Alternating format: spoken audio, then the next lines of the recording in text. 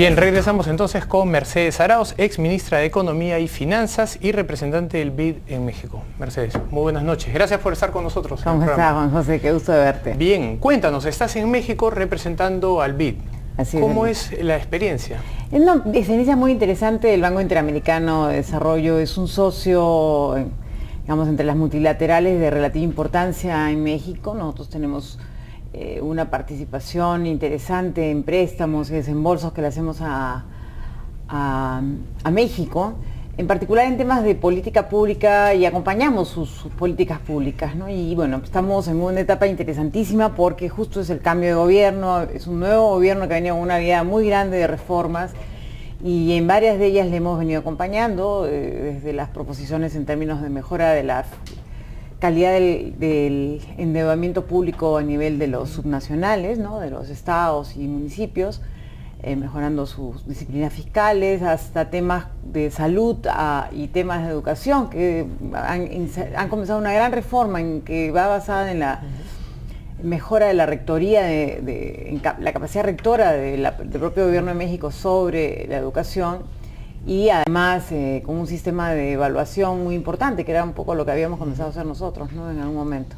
El PRI regresa después de muchos años al poder y regresa con una gran promesa de cambio, sobre todo de limpiar ese pasado que tenía de ser uno de esos partidos, Mario Vargas Llosa lo llamó en algún momento la dictadura perfecta, ¿no? ¿Cómo crees tú que es el futuro de México hoy día con... Si bien viene México con un partido que vuelve con mucha fuerza, digamos que creo que se han creado mejores instituciones que pueden hacer los balances, ¿no? Los check and balance, como diríamos en México, donde el Congreso también tiene un rol, no tienen mayorías absolutas, entonces pueden hacer, y lo que han hecho, y creo que eso es simbólico e importante, que sí se han puesto de acuerdo en un pacto por México.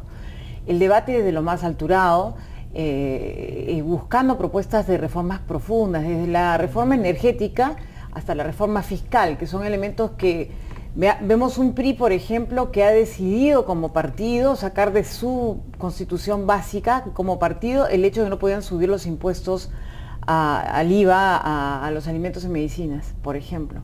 Eso es un paso gigante, como partido está mostrando que pueden mejorar la gestión de sus impuestos para hacerlo más racional, ¿no? Lo mismo en la reforma energética, hay una voluntad de cambio para que haya más participación privada en la exploración, sobre todo, para poder tener pues efectivamente mayor capacidad energética, dado que tienen que hacer un esfuerzo muy grande de aumento de productividad. Ese aumento de productividad les va a permitir aprovechar la situación actual donde los precios relativos hacen que México esté más barato relativamente que China, y muchas de las empresas se están relocalizando en México, ¿no? Entonces, para aprovechar eso tiene que generar realmente una mejora en los fundamentos, ¿no? La parte macro es bastante sólida, pero sí ya en la parte más micro, en capital humano, en recursos energéticos, y una industrialización basada en un esfuerzo real de mostrar los precios relativos correctos, ¿no?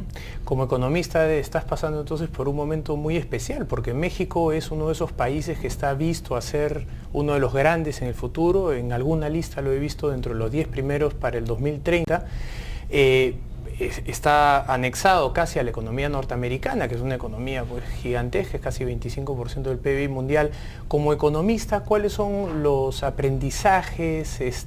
¿Cómo estás enriqueciendo el capital de Mercedes Arauz en esta experiencia? En varias cosas, ¿no? El rol, por ejemplo, lo que significa tener una banca de desarrollo multilateral a la cual pertenezco, donde los dogmatismos no valen, simplemente hay que ser pragmáticos, y el rol que tienen, por ejemplo, las bancas de desarrollo locales, que pueden realmente, siendo bancas de segundo piso, apoyar el desarrollo productivo de su país, y ellos están entrando también en reformas importantes para ello, logrando, por ejemplo, cubrir aquellas externalidades que a veces no son cubiertas, ¿no? Aquellas cosas que son impactos por fallas del mercado, ¿no? Donde puede haber fallas de información, fallas de monopolios. Hay reformas muy interesantes en el lado de las telecomunicaciones que también se vienen en México y están anunciadas.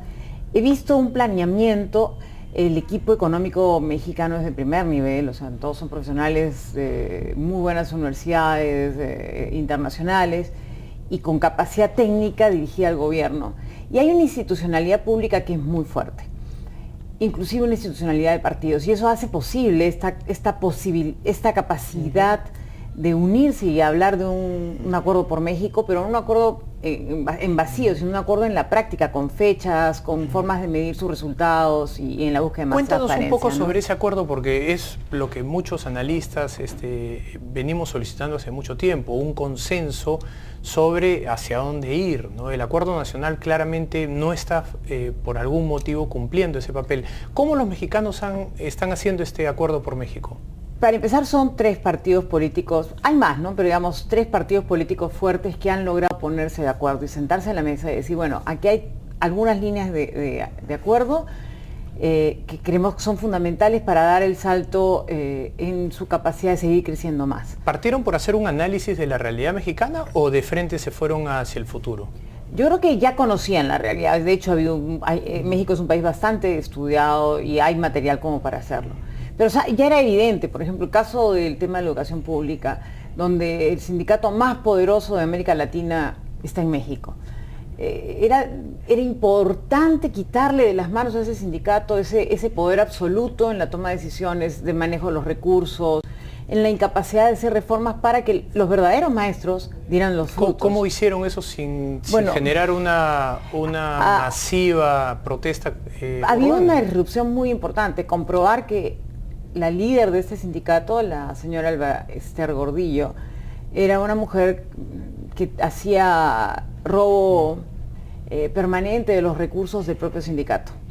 Entonces los sindicatos... le han encontrado 200 millones de dólares. Así es, y unos lujos, era evidente, pero bueno, ahora hubo una investigación seria, se ha logrado capturarla, ya está en la cárcel. Y de verdad ya había un acuerdo, digamos, de los partidos de que había esta necesidad.